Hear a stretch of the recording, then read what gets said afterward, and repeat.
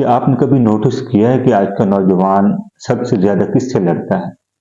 دوستوں سے نہیں، دشمنوں سے نہیں، بلکہ آج کا نوجوان اپنے گھر والوں سے لڑتا ہے۔ جہاں قرآن ہمیں راستہ دکھاتا ہے، وَقَضَىٰ رَبُّكَ أَلَّا تَعْبُدُوا إِلَّا إِيَّاهُ وَبِالْوَالِدَيْنِ إِحْسَانًا۔ اللہ تعالیٰ نے یہ واضح کر دیا ہے کہ تم میری عبادت کرو اور والدین کے ساتھ اچھائی کرو، حسن سلوک کرو۔ چھوٹی سی بات ہوتی ہے اور اچانک الفاظ سخت ہونا شروع ہو جاتے ہیں، اور دیکھتے ہی دیکھتے آوازیں بلند ہونا شروع ہو جاتی ہیں، اور پھر یہی وجہ ہوتی ہے کہ دلوں میں فاصلے بڑھ جاتے ہیں۔ تو یارو پھر بعد میں انسان خاموش بیٹھا تنہائی میں یہ سوچنے پر مجبور ہو جاتا ہے کہ آخر میں نے ایسا کیا کیوں؟ صلاۃ والسلام نے اس رویے کے بارے میں ایک خاص تنبیہ فرمائی ہے، اور فرماتے ہیں کہ وہ ہم میں سے نہیں ہو سکتا جو چھوٹوں پر شفقت نہیں کرتا اور بڑوں کی عزت نہیں کرتا۔ تو یہ حدیث ریفرنس کے طور پر موجود ہے، اور انیشل لیول پر بھی اور فائنل لیول پر بھی۔ غور کریں، ایک گھر کا ماحول گرم ہے، ایک کمرے میں خاموشی ہے اور دلوں میں کہیں نہ کہیں شور موجود ہے۔ نوجوان کمرے میں بیٹھا ہے اور باہر دروازہ بند ہے، اور باہر اس کے والدین اس نوجوان سے ناراض بیٹھے ہیں، اور اس نوجوان کو یہی لگتا ہے کہ مجھے کوئی سمجھنے والا ہی نہیں۔ یہ مس میچ کی جو کنڈیشن ہے یہ پیدا ہونا شروع ہو جاتی ہے۔ دل میں کہتا ہے کہ میں غلط نہیں ہوں، بس مجھے سنا نہیں جا رہا۔ تو دوسری طرف اس کے والدین بھی یہی سوچ رکھتے ہیں کہ ہماری اولاد ہمیں سمجھ ہی نہیں پا رہی ہے، اور آوازیں بلند ہونا شروع ہو جاتی ہیں۔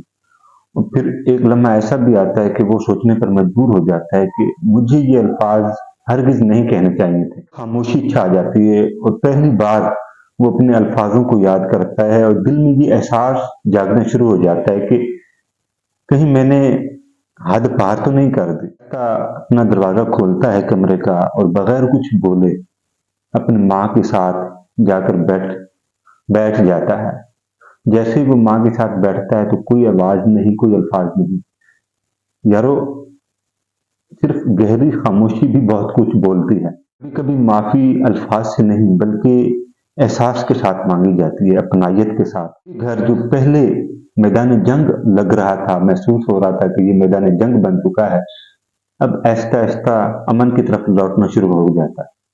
سکون کی طرف وہ میدان جنگ نہیں بلکہ ایک اپنائیت والا گھر بننا شروع ہو جاتا ہے۔ یہ نہیں ہے کہ نوجوان غلط ہے یا والدین غلط ہیں، بلکہ اصل مسئلہ یہ ہے کہ دونوں ایک دوسرے کو سننا چھوڑ دیتے ہیں، سمجھنا چھوڑ دیتے ہیں۔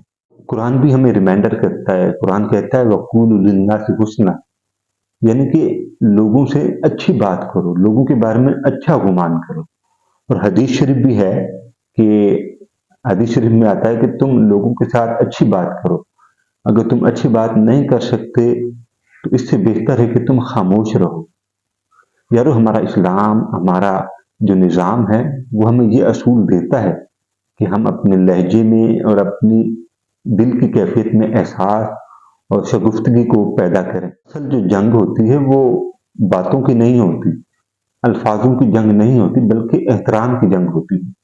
اور سوچیں، نبی علیہ الصلوۃ والسلام نے باتوں سے نہیں بلکہ اپنے احترام کے ساتھ، اپنے لہجوں کے ساتھ لوگوں کے دل جیتے، لوگوں کے اندر اپنی جگہ بنائی، اخلاص سے، محبت سے۔ کیا ہم بھی اپنے گھروں میں یہی طریقہ اپنا رہے ہیں؟ سوال یہ نہیں ہے کہ کون صحیح ہے اور کون غلط ہے، بلکہ سوال تو یہ ہے کہ ہم اپنے رشتے کیسے بچائیں۔ اس کے لیے آپ کو 5 اصولوں پر عمل کرنا ہوگا۔ پہلے نمبر پر لوگوں کو سننا سیکھیں، اور ہر بات پہ ریئیکشن یا انٹرپٹ کرنا ضروری نہیں ہوتا۔ دوسرا جو اصول ہے وہ یہ ہے کہ بات کرنے سے پہلے اپنے لہجوں کو درست کریں۔ اور نفسیات تو یہی کہتی ہے کہ جب انسان بات کرتا ہے تو اگلے کی آپ کی نظر میں قدر کیا ہے وہ آپ کا لہجہ اور آپ کا رویہ بتا دیتا ہے۔ جو اصول ہے وہ بہت ہی زبردست ہے، ہر اس بندے کو اس پر عمل لازمی کرنا چاہیے۔ یہ صرف نوجوانوں کے لیے نہیں، میں اس ہر بندے کے لیے یہ اصول بتا رہا ہوں جو مجھے دیکھ رہا ہے۔ تیسرا جو اصول ہے وہ یہ ہے کہ غصے میں کبھی بھی بات نہیں کرنی، ہمیشہ خاموش رہنا۔ اور چوتھا جو اصول ہے، اپنے والدین کی خدمت کریں، ان کے لیے دعائیں کریں، ان کے مشوروں پر چلنا شروع کر دیں۔ اور آخر میں آپ ڈیلی کی بیس پر ایک اچھی بات کریں، لوگوں کو خوش کرنے کی ہو سکتی ہے، لوگوں کی ہیلپ کرنے کی ہو سکتی ہے، یا اپنی امپروومنٹ کی ہو سکتی ہے۔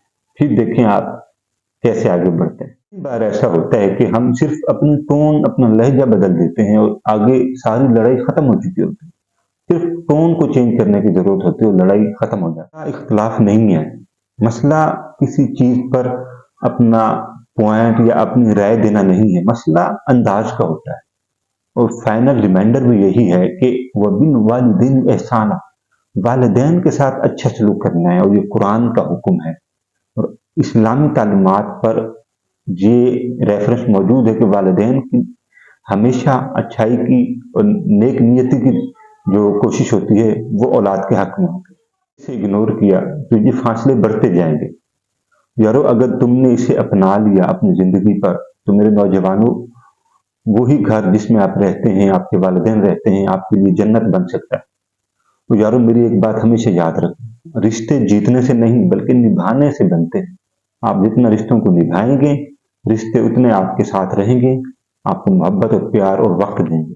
اصل طاقت یہ نہیں ہے کہ تم جیت جاؤ، تم بازی لے جاؤ، بلکہ اصل طاقت تو یہ ہے کہ تم رشتہ بچا لو، اپنے والدین کے ساتھ محبت کا، احساس کا اور جذبے کا۔